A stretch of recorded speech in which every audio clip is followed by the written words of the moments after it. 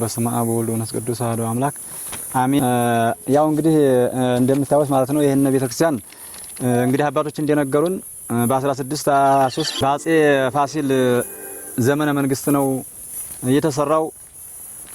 ያው አባቶች ሲነግሩ ማለት ነው እዛም ስቶ ቤተክርስቲያኑ ያገለግለን ኑሯን። አሁን ግን በጊዜ መብዛት ማለት ነው በመጣመም ዙሪያው አጠቃላይ በመፈራረስ ቀዳሳና አላስገባ ስላለ ግዴታ ያው አፍርሰን እንድንሰራ አስገድዶናል ማለት ነው።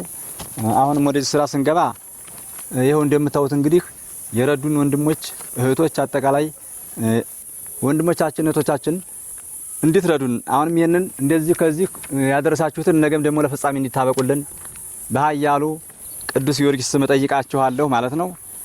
ለዚህም አሁን የምታስገቡልን የጋኖ ቅዱስ ጊዮርጊስ ህንጻ አሰሪ ኮሚቴ አካውንት ነው ይሄ ማለት ነው 1072 48 513 በዚህ አካውንት ታስገቡልናላችሁ።